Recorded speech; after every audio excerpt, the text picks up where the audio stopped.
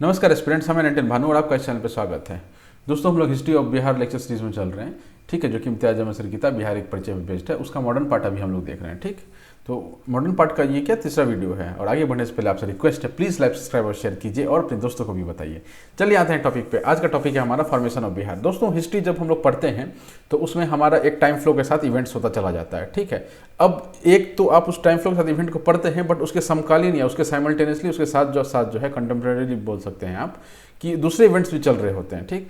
तो जब हम इंडियन हिस्ट्री पढ़ते हैं तब एक तो आपका फ्लो चलता है कि कैसे राजा महाराजा थे, रूल शासन कर रहे थे, वहाँ से ब्रिटिश ने अपना क्या किया, शासन पकड़ लिया, ठीक है। 1947 तक चला ये, समवेयर अराउंड 1700 लेकर के, ठीक है। मतलब मुगल के जाने के बाद ब्रिटिश जो है वो कैप्चर करती चली गई पूरे देश को, राइट। तो ये एक फ्लो में हम लोग पढ़ते हैं। और यहाँ पर समवेयर अराउंड 1857 में एक क्रांति हो जाती है, ठीक है। यहाँ पर फिर गांधी जी आ जाते हैं, ठीक है। 1915 के आसपास गांधी जी आ जाते हैं। तो ये एक पूरा क्रम चलता है जिसमें हम लोग ये इवेंट के साथ पढ़ते जाते हैं। दूसरा एक तरीका क्या हो सकता है हिस्ट्री पढ़ने का, कि गवर्नर जनरल की नज़र से पढ़ें, ठीक है। डिफरेंट गवर्नर जनरल्स आते हैं, वो क्या कर रहे होते हैं। रॉबर्ट क्लाइव आया, विक्टर मुनरो आया, कॉर्नवालिस आए, ठीक है, हेस्टिंग्स आए, वेलिंगटन आए, जो भी आए, है ना। तो वो लोग क्या कर रहे थे उनके बारे में हम लोग पढ़ते हैं। यहाँ पर क्या है कि हमारा जो आज़ादी का जो आंदोलन है वो बिहार के रिस्पेक्ट में वो जो हुआ, उसको पढ़ने से पहले टाइमलाइन के साथ जो इवेंट्स होते गए उसको पढ़ने से पहले उसका जो कंटेम्प्रेरी इवेंट्स है जो वहाँ तक पहुँचाया चीज़ों को, उसको हमको समझना थोड़ा ज़रूरी है। नाउ समवेयर अराउंड 1860 के आसपास का बात है, 1860 रख लीजिए, 1860 के आसपास का बात है। बिहार, बंगाल और उड़ीसा एक भाग में होता था, ठीक। ये मान लेते हैं हमारा बिहार, बंगाल और उड़ीसा है, जिसमें ये अपना बंगाल है, ठीक है, ये अपना उड़ीसा है और ये बिहार है, जिसमें आप बोल सकते हैं कि झारखंड अलग हो चुका है, ठीक है। तो ये बिहार है, ये झारखंड है, तभी एक ही था। उड़ीसा हो गया और ये बंगाल हो गया। तो ये उस समय एक ही प्रांत होता था, एक ही प्रोविंस होता था, राइट। यहाँ पर एक गवर्नर होते थे ना। यहाँ पर आपको एक दो पॉइंट समझने की चीज़ है कि हम चाहते हैं कि हमारा उत्थान हो, तो हम क्या करेंगे, हम अलग हो जाएंगे, हम अपना डेवलपमेंट खुद करने लग जाएंगे। तो इस बंगाल में क्या था, यहाँ पर कैलकटा था, ठीक है, कैलकटा था, ठीक है। उस समय कैलकटा बोलते थे, इसलिए मैंने कैलकटा लिख रहा हूँ। कोलकाता के साथ इसको मतलब कोई दिल पर मत लीजिएगा कि आपने इसको सर्कल कोलकाता नहीं लिखा, कैलकाटा लिख दिया, राइट। तो चलिए, तो 1860 का समय है और बिहार जो है, बिहार, बंगाल, उड़ीसा जो है एक प्रांत में है। यहाँ पर कुछ एक मतलब वो जो आपका विद्रोह हुआ था, उसके बाद जो क्वीन का शासन चालू हो चुका था। और इसमें ये लोग क्या कर रहे थे कि इस एरिया में जो था वो अपना एजुकेशन फैलाने लगते हैं ना। यहाँ पर एक कैच है। कैच क्या है कि जब क्वीन के अंडर में एडमिनिस्ट्रेशन जाता है तब उनको चाहिए कि पढ़े लिखे लोग हों। तो वो लोग क्या करते हैं, पढ़ाना शुरू करते हैं इंडियंस को पढ़ाना शुरू करते हैं, मतलब वेस्टर्न एजुकेशन उनको देना शुरू करते हैं। वेस्टर्न एजुकेशन देना शुरू करते हैं तो उनका जो मेन हब होगा या सेंटर होगा वो कहाँ होगा, जो उनका कैपिटल होगा। कैपिटल उस टाइम पर उनका कैलकटा था। तो कैलकटा के आसपास के लोग जो हैं, या कैलकटा के जो लोग हैं, या बंगाल से लोग यहाँ कैलकटा आकर पढ़ना शुरू कर देते हैं ना। ये पढ़ तो लेते हैं यहाँ पर, यहाँ से पढ़ के ये लोग डिफरेंट जगह जाकर काम करना शुरू कर देते हैं। जहाँ भी गवर्नमेंट की वैकेंसीज निकलती है वहाँ पर काम करना शुरू कर देते हैं, ठीक है। पूरा बंगाल, बिहार, उड़ीसा सब जगह आपको बंगाली देखने के लिए मिलते थे। क्यों बंगाली देखने के लिए मिलते थे? क्योंकि उनमें जो आपका वेस्टर्न थिंकिंग या मॉडर्न थिंकिंग आप बोलते हैं वो पहले आ गया था। वो कलकत्ता जाके पढ़ना शुरू कर दिए थे और जब जहाँ पर गवर्नमेंट का रिक्वायरमेंट होता था वहाँ जाके वो अपनी सर्विस देते थे।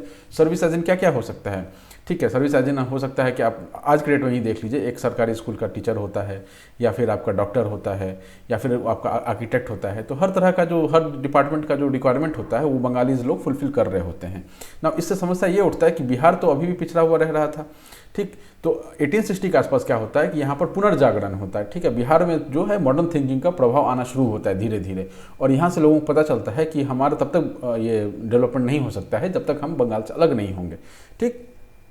तो ये बैकग्राउंड में उस समय ये चल रहा था और इसी को हमने पॉइंट में यहाँ पर डाला हुआ। तो 1800 नहीं, 19th सेंचुरी के जो लेटर हाफ यानी 1865-670 अराउंड में इनफैक्ट, और beginning of the 20th century, इसमें क्या होता है कि नया कॉन्शियसनेस जागने लग जाता है, न्यू कॉन्शियसनेस, पॉलिटिकल कॉन्शियसनेस आने लग जाता है कि formation of Bihar is requirement, ठीक है। हमारी डेवलपमेंट के लिए इसका होना ज़रूरी है, राइट। अब एज ए पहले तो बिहार को क्या हो रहा था, लोग अलग ही मतलब बंगाल के साथ ही देख रहे थे, लेकिन अब जो धीरे धीरे बिहार को अलग देखने लग गए, क्योंकि उन्हें ऐसा लग रहा था कि वहाँ जो डेवलपमेंट हो रहा है वो यहाँ तक नहीं पहुँच रहा है, ठीक है। तो वहाँ जो डेवलपमेंट होला यहाँ नहीं पहुँच रहा है, इसके लिए क्या है कि फंड्स जो है सीधा यहाँ आने चाहिए, ठीक है, हमारे पास सीधे फंड्स आने चाहिए। तो इसमें हम लोग थोड़ा और आगे बढ़ेंगे, बट थोड़ा जो दो चार पॉइंट्स यहाँ पर उसको देख लेते हैं। तो बिहार जो है सो लैग्ड बिहाइंड इन एजुकेशन, ठीक है, एजुकेशन में, सोशल अवेयरनेस में, ठीक है, मॉडर्न थिंकिंग में, सब में वो पीछे था, क्योंकि वो उसके पास पढ़ाई पहुँचा ही नहीं था, जो मॉडर्न एजुकेशन था, राइट। बंगाल का जो रेनेसा था, बंगाल का रेनेसा मतलब रेनेसा सबसे पहले यूरोप में आया था, यूरोप से रेनेसा जो है वो कलकत्ता में आया था अंग्रेजों के थ्रू, वहाँ से बंगालियों में आया था और वो बिहार तक नहीं पहुँच पा रहा था, ठीक। तो वेस्टर्न एजुकेशन जो है, इंग्लिश लैंग्वेज वगैरह जो है, ये सब बिहार नहीं पहुँच पा रहा था। अब क्या हुआ कि कुछ समय बाद इंग्लिश को जो है कंपलसरी लैंग्वेज बना दिया गया। किस चीज़ के लिए? सरकारी नौकरियों के लिए। सरकारी नौकरी के लिए इंग्लिश को कंपलसरी लैंग्वेज बना देते हैं।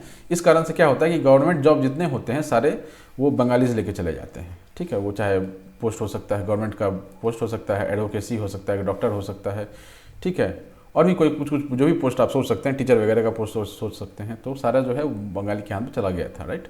इन Bihar there was only one college, और एक ही कॉलेज वहाँ पर देखने के लिए मिलता है बिहार में, that is Patna college of 1863। 1863 में एक पटना कॉलेज खुला था, और हमारे बिहार में बस एक ही कॉलेज ऐसा था जहाँ पर हायर एजुकेशन मिलता था, राइट। तो इससे क्या हो रहा था कि लोग जो है वो परेशान हो रहे थे, वो देख रहे थे कि मतलब पैसा है लेकिन पैसा हमारे पास नहीं आ रहा है। क्यों नहीं आ रहा है? क्योंकि बंगाली लोग जो हैं वो आकर के सब जगह पर कैप्चर किए हुए हैं, क्योंकि उनके अंदर एजुकेशन है, राइट। तो आज के डेट में भी आप देखते होंगे कि मतलब out of nowhere somewhere आपको बंगाली फैमिली मिल जाएगा। दरभंगा में हो सकता है, मधुबनी में हो सकता है, आपके सासाराम में हो सकता है, कहीं भी हो सकता है, Bengali family out of nowhere मिल जाएगा। पटना में तो बहुत ही कॉमनली मिल जाता है, ठीक है। तो उसका यही मेन कारण है कि उनके पूर्वज जो है समवेयर अराउंड इन 1860, 70, 1900 में वो बंगाल से आए थे सर्विस करने के लिए, और उनका डाउन द जो है लाइन जो है, उनका लीनेज जो है वो वहाँ जाके बस चुका है, राइट। तो इसी क्रम में क्या होता है कि जब ये भावना आने लग गया, तो जब हमको चाहिए कि मेरा डेवलपमेंट हो, तो हम अपने अंदर सुधार करना शुरू करेंगे। उस सुधार करने के लिए आप क्या करेंगे? ठीक है, सुधार करने के लिए आप एक तो अपनी सोशल कॉन्शियसनेस को बढ़ाएंगे, पढ़ाई लिखाई का व्यवस्था करेंगे, ठीक है, बच्चों को पढ़ाएंगे लिखाएंगे, उनको उस काबिल बनाएंगे कि वो वहाँ पर जाके काम कर सकें, ठीक। तो उसी प्रोसेस में एक बहुत इंपॉर्टेंट नाम सामने आता है, that is Bihar Indian association, ठीक है। बिहार इंडियन एसोसिएशन का नाम सामने आता है। ये जो है इंस्पायर्ड था सर अहमद खान, यहाँ पर कुछ मिसिंग है, सर सैयद अहमद खान, ठीक है, मैं इसको सही कर दूंगा, ठीक है। ये जो सर सैयद अहमद खान का अलीगढ़ मूवमेंट हुआ था, किस लिए अलीगढ़ मूवमेंट हुआ था कि मुसलमानों में वो देख रहे थे कि वो जो है कि जो मॉडर्न एजुकेशन है उससे वंचित रह रहे हैं, वो पढ़ ही नहीं रहे हैं, ठीक है। उस चीज़ को इंस्पायर करने के लिए कि भाई मुसलमान तुम भी मेन स्ट्रीम में आओ, ठीक है, मदरसा का एजुकेशन या रिलीजियस एजुकेशन है वो ठीक है, बट तुम मेन स्ट्रीम में आओ, तुम पढ़ो लिखो, पोस्ट को पकड़ो, इससे क्या होगा, तुम्हारा खुद का सेल्फ डेवलपमेंट होगा, ठीक है, and as a community whole का भी सेल्फ डेवलपमेंट, गुड डेवलपमेंट होगा, राइट। तो ये चीज़ जो है वो बिहार में एक आदमी को बहुत पसंद आया, और उनका नाम क्या था? उनका नाम था सैयद इमाद अली।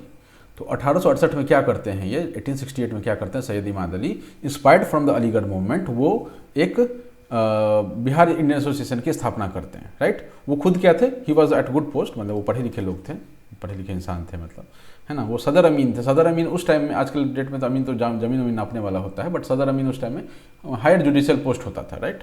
और मुजफ्फरपुर में पोस्टेड थे, और इमाद अली जी जो हैं उन्होंने इसकी स्थापना की। इसका लेटर नाम जो है वो बिहार साइंटिफिक सोसाइटी बन के आया। नाउ दिस इज इम्पॉर्टेंट कि बिहार साइंटिफिक सोसाइटी, ये नाम आपको ध्यान रखना है, ठीक है। बिहार इंडियन एसोसिएशन, उसी का नाम बिहार साइंटिफिक सोसाइटी भी है, और ये 1872 में जो है आपका खुलता है। तो आपको इंटरचेंजेबली पूछ सकता है दोनों में से कोई एक नाम दे करके कि भाई इसके जो जनक हैं या इसके इस्टेब्लिश करने वाले कौन हैं, तो वो सैयद इमाद अली जी हैं, ठीक है, ये नाम आता है यहाँ पर, करेक्ट। इसके बाद इसका जो ब्रांच है वो पटना में 1873 में खुलता है, पटना में इसका एक ब्रांच खुलता है 1873 में। और अखबार उल अखियार जो है वो इसका फोर्टनाइटली मैगजीन था। फोर्टनाइटली मतलब क्या होता है? फोर्टनाइटली मतलब होता है 14 दिन पे, ठीक है, 14 डेज पे। अब क्या था कि पैसा तो इतना होता नहीं था, ज़्यादा लोगों के पास पैसा नहीं होता था, ज़्यादा लोग पढ़ने वाले भी नहीं थे उस चीज़ को, तो उसको क्या करते थे, जब आपके रेगुलर लोग पढ़ने वाले नहीं हों, ज़्यादा लोग पढ़ने वाले नहीं हों, लेकिन न्यूज़पेपर प्रिंट करने में तो पैसा लगेगा, तो इन दैट केस वो क्या करते हैं लोग कि आप अल्टरनेटिवली बना सकते हैं, या वीकली बना सकते हैं, या फोर्टनाइटली बना सकते हैं, या मंथली मैगजीन बना सकते हैं। तो इस तरह से वो फोर्टनाइटली वाला पकड़ लेते हैं, और वो 14 दिन पर उसको रिलीज़ करते रहते थे। अखबार उल अखियार, इसके एडिटर कौन थे?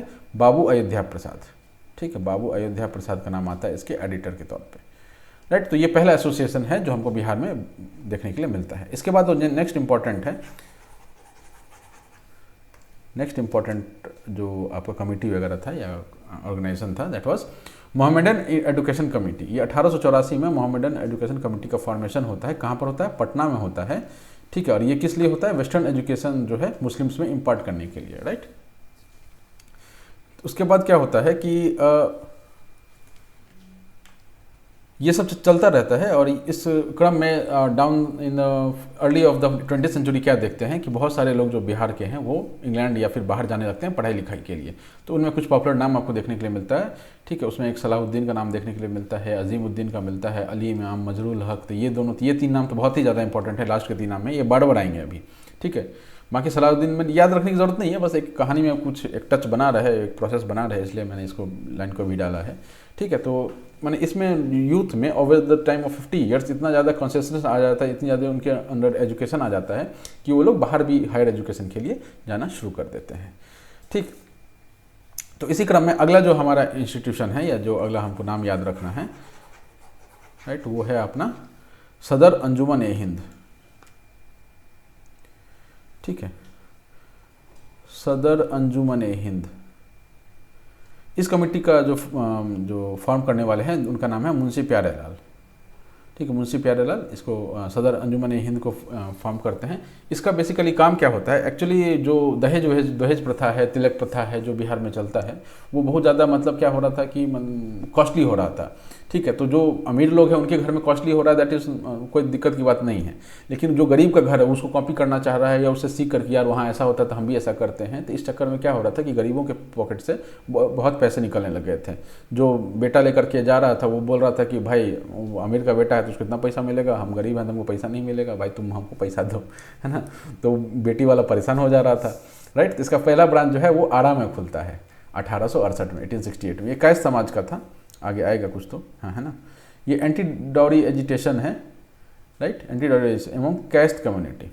तो आपको ये ध्यान रखना है। सदर अंजुमन हिंद, उसके जो फाउंडर हैं वो कौन है? ये एक बेसिकली कमेटी टाइप का है या आप बोल सकते हैं एसोसिएशन टाइप का है, जिसका जो फॉर्मेशन है वो मुंशी प्यारेलाल के दौर किया गया है। आरा में इसका पहला ब्रांच खुला 1868 में, डेट याद रखने की जरूरत नहीं है, ठीक है। एंटी डाउरी एजिटेशन था, कैस्ट कम्युनिटी के लिए था। This is important. नाउ ये यहाँ पर पूछ सकता है कि सदर अंजुमन हिंद नाम से मुस्लिम कम्युनिटी का लगता है, बट नहीं, ये कैस्ट कम्युनिटी का था, ठीक। और कुछ साल बाद क्या होता है? एक कैस्ट सभा का भी फॉर्मेशन होता है। क्या फॉर्म होता है? कैस्ट सभा का भी फॉर्मेशन होता है कुछ सालों बाद। और इसके प्रवर्तक या बहुत इंपॉर्टेंट रोल प्ले करने वाले कौन होते हैं? हरिवंश राय होते हैं। अब ये हरिवंश राय बच्चन नहीं है, है ना, ये दूसरे हरिवंश राय हैं। और ये समवेयर अराउंड 1870-75 का समय है, ठीक है। चलिए आते हैं हम लोग अगले पॉइंट पे। अब आपको ध्यान होगा कि 1838 के आसपास, 1840 के आसपास, 1840 के आसपास, ठीक है, द्वारकानाथ टैगोर, ठीक है, टैगोर या ठाकुर जो भी आप बोलते हो, टैगोर, ठीक है। ये द्वारकानाथ टैगोर के द्वारा क्या फॉर्म किया गया था? लैंड होल्डर सोसाइटी फॉर्म किया गया था। कहाँ पर? बंगाल में फॉर्म किया गया था। तो जमींदारों का एक एसोसिएशन होता था जो कि जो अपना रिक्वायरमेंट है ना पीजेंट्स का या फिर जमींदारों का जो रिक्वायरमेंट है वो एज ए होल करके प्रेजेंट करने का, या उसके यूनिफिकेशन काइंड ऑफ बोल सकते हैं, जो अपना आइडिया को यूनिफाई करके जो ऑपरेशन है उसको रोका जा सके, इस तरह कुछ वो करना चाहते थे, राइट। तो उसी का एक बोल सकते हैं आपकी छोटा बच्चा या उस आइडिया का एक प्रभाव जो है वो बिहार पे भी पड़ता है। और बिहार में दरभंगा महाराज लक्ष्मीश्वर सिंह क्या करते हैं, वो 1878 में बिहार लैंड होल्डर सोसाइटी का फॉर्मेशन करते हैं। अब ये द्वारकानाथ टैगोर वही हैं जो रविन्द्रनाथ टैगोर के दादाजी हैं, ठीक है। चलिए, तो इसी का प्रतिबिंब बोल सकते हैं, इसी का आप मिरर इमेज बोल सकते हैं, जो छोटे तौर पर आपका दरभंगा में फॉर्म किया गया वहाँ के जो राजा थे महाराजा लक्ष्मीश्वर सिंह द्वारा, ठीक है। इसके बारे में ये बोल सकते हैं कि ये पहला पॉलिटिकल यूनिट था बिहार का, ठीक है, बिहार का ये पहला पॉलिटिकल यूनिट था। अब ये पहला पॉलिटिकल यूनिट, अब ये सोच दिमाग में आ सकता है कि भाई मतलब 1840 में अगर द्वारकानाथ टैगोर जी ने फॉर्म किया एसोसिएशन लैंड होल्डर सोसाइटी, तो उस समय बिहार उसी का पार्ट था। तो बट जब हम बिहार की हिस्ट्री को स्टडी कर रहे हैं तो आज का जो ज्योग्राफिकल बिहार है उसके लिहाज से स्टडी कर रहे हैं। तो आज के ज्योग्राफिकल बिहार के हिसाब से हम बोल रहे हैं कि ये फर्स्ट ऑर्गेनाइजेशन इन बिहार हुआ करता था। लेकिन ये लिमिटेड रिप्रेजेंटेटिव था। इसमें लिमिटेड क्यों था? क्योंकि ये जो उच्च वर्ग के लोग थे उनके ही बस का चीज़ था इसमें मेंबर बनना या कुछ इसमें बोलना, खाना पीना जो भी था। This was result of development of western education. जब ये सब जो है ये आपका वेस्टर्न एजुकेशन डेवलपमेंट हुआ था और कुछ कुछ जो भी बंगाल में चल रहा था, बस उसी का एक कॉपी कह सकते हैं जो यहाँ पर हो रहा था, but still this was a new political consciousness. ठीक है, ये एक नया पॉलिटिकल कॉन्शियसनेस था जो बिहार के लोगों में आना शुरू हो गया था। ठीक, चलिए इसके बाद आते हैं कि जब हमने एसोसिएशन वगैरह फॉर्म कर लिया, लोग पढ़ने लिखने लग गए और जो हमने कमेटी वगैरह बनाना शुरू कर दिया, जो अंधविश्वास उसको हटाना शुरू कर दिया, जो गलत प्रैक्टिस उसको हटाना शुरू कर दिया।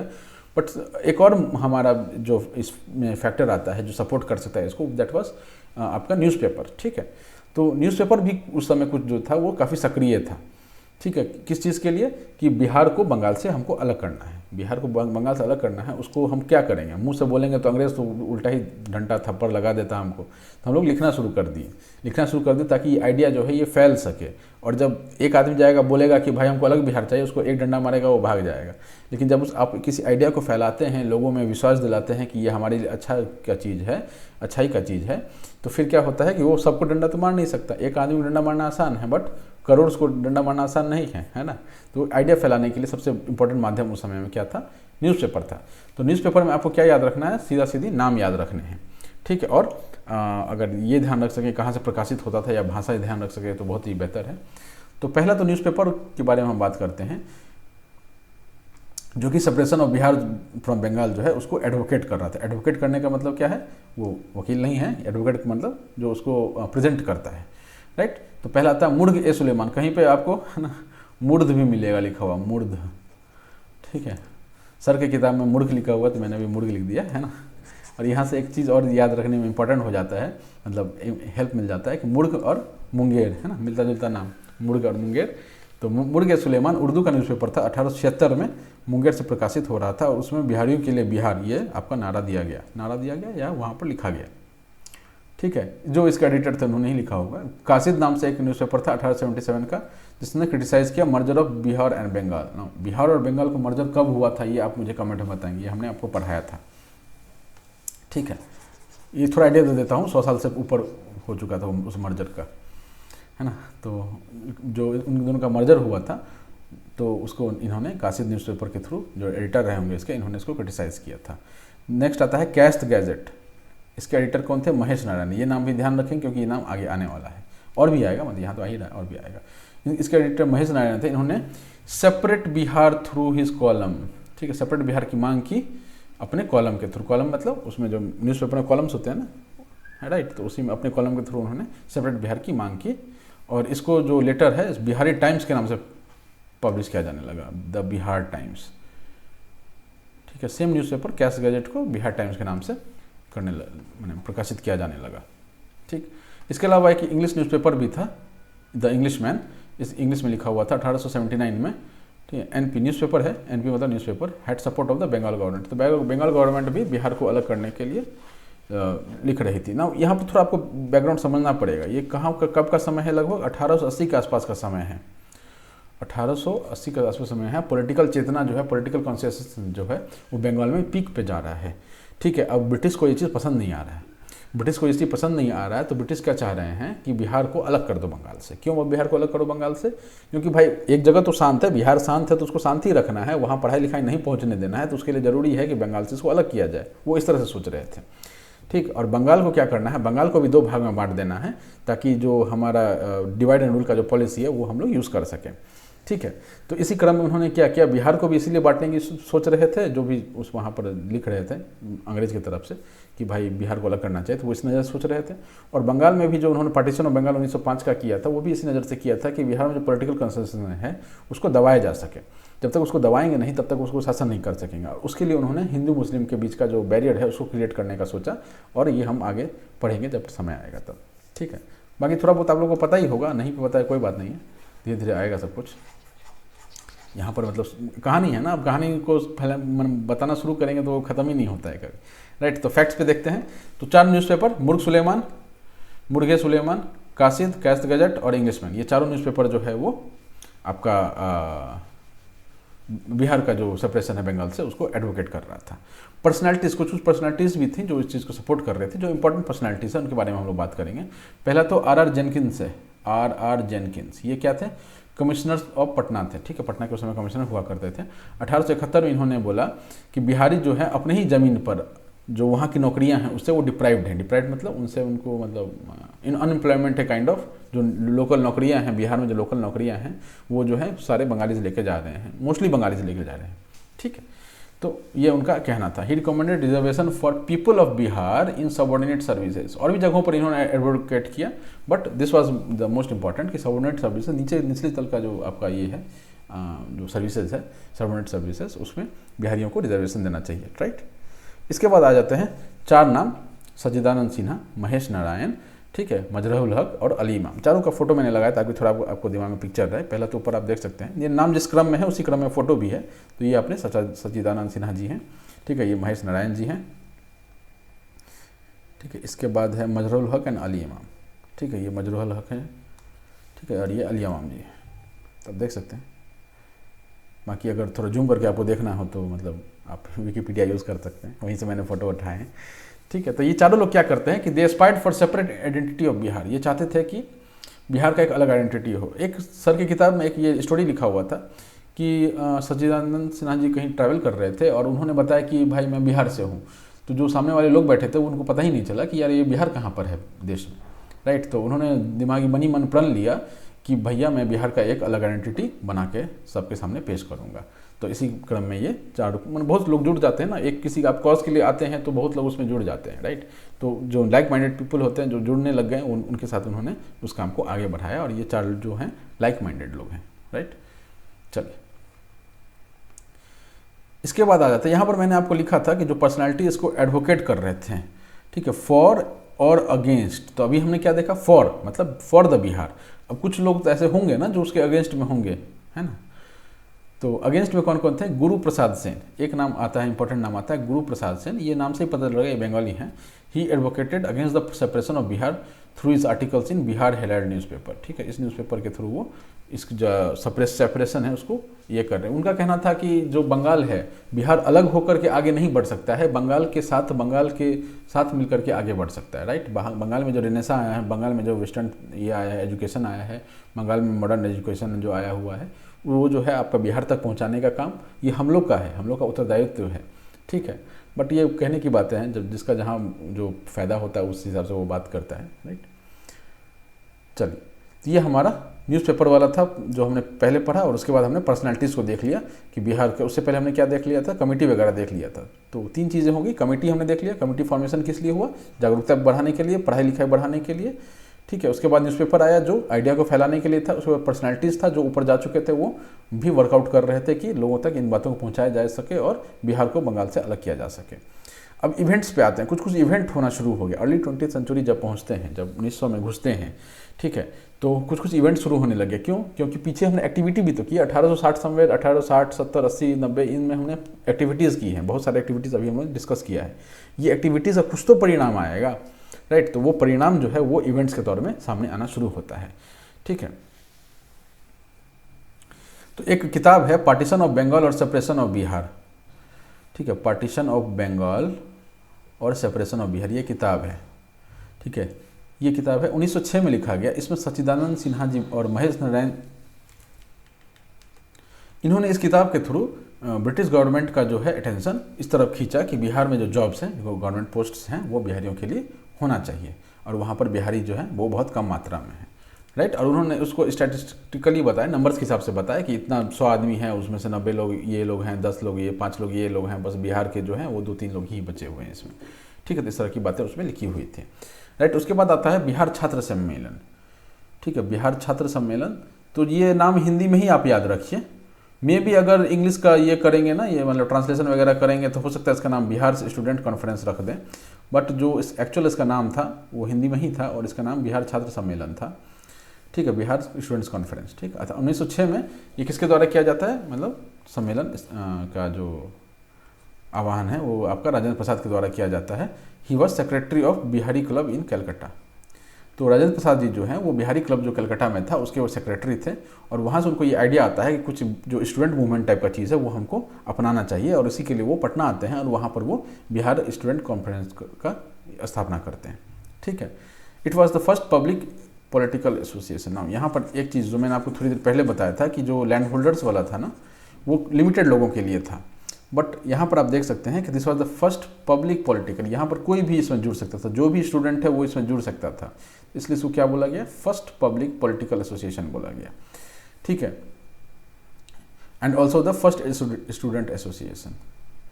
तो जो नॉर्मल लोग हैं वो भी इसमें जुड़ सकते हैं और जो स्टूडेंट हैं वो भी इसमें जुड़ सकते हैं। तो दोनों का ये पहला एसोसिएशन ऐसा था जो किसी भी आदमी के लिए ओपन था, ठीक है, irrespective of religion, caste, creed, जो भी है ना, कोई भी भेदभाव नहीं।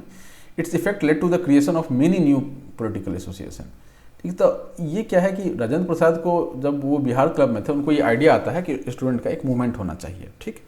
अब ये जब स्टूडेंट का मूवमेंट आ गया तो जो बड़े बूढ़े बैठे हुए थे वो बोले कि यार ये बच्चा लोग तो कॉन्फ्रेंस फॉर्म कर लिया, अपना एक कमेटी फॉर्म कर लिया, एक टीम फॉर्म कर लिया, तो ये लोग कर सकते हैं तो हम भी कर सकते हैं, वो हमसे हैं हम उनसे थोड़ी हैं, वो एक मूवी थी ना, है ना, तो वो हमसे हैं हम उनसे नहीं हैं। तो जो एक आइडिया था वो बड़े बूढ़ों में भी गया और वो बड़ा एक नया पॉलिटिकल एसोसिएशन बनना शुरू हो गया बिहार में, ठीक है। इसका काफ़ी सारा कन्वेंशन हुआ था, ज़्यादा नाम नहीं याद रखना है, पहला याद रखना है। पहला क्यों याद रखना है, क्योंकि ये पटना में हुआ था, पहला किसी का भी इम्पोर्टेंट हो जाता है, ठीक है।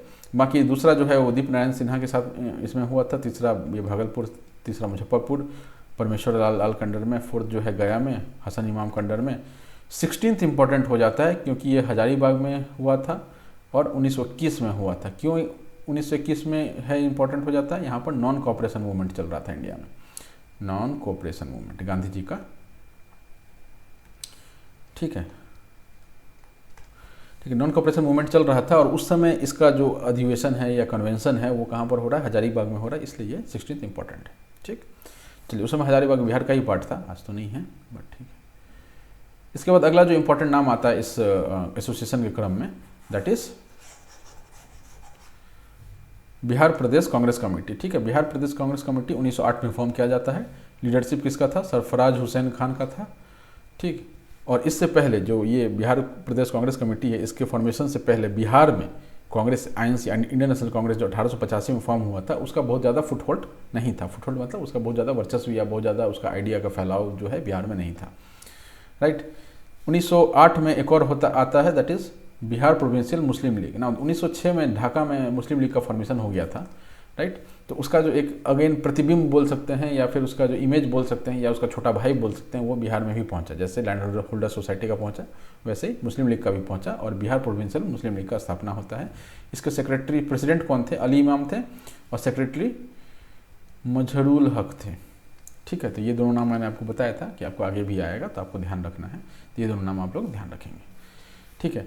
अब मुसलमान भाई फॉर्म कर लिए तो हिंदू भाई कैसे पीछे रह जाएंगे, है ना। तो यहाँ पर बिहार हिंदू महासभा का फॉर्मेशन हो जाता है, राइट, 1911 में। तो बिहार प्रोविंशियल कॉन्फ्रेंस इसकी स्थापना भी होती है 1908 में। प्रेसिडेंट इसके अली इमाम थे। It was in its first कुछ मिसिंग है दोस्त, सेशन बोल दीजिए यहाँ पर, session. In his first session, Muhammad Fakhruddin gave the proposal for separate Bihar, which was unanimously accepted. ठीक है। सेकंड कॉन्फ्रेंस भागलपुर में हुआ था, दिस इज नॉट इम्पॉर्टेंट, बस जो प्रोविंशियल जो है कॉन्फ्रेंस ये सब आपका ये हुआ 1908 में हुआ था और अली इमाम इसके ये थे, इतना ज़्यादा आपको याद रखना है, ठीक है। आपको यहाँ पर ईयर भी याद रख लें तो बेहतर है, क्योंकि बिहार का जो बीपीएससी का जो सवाल होता है उसमें ईयर भी पूछ सकता है, ठीक है। उसमें तो डेट उठा कर पूछ देता था, ईयर तो क्या ही चीज़ है। तो इतना ज़्यादा इंपॉर्टेंट जहाँ पर नहीं हुआ मैंने आपको मना कर दिया था, बट यहाँ पर इंपॉर्टेंट है।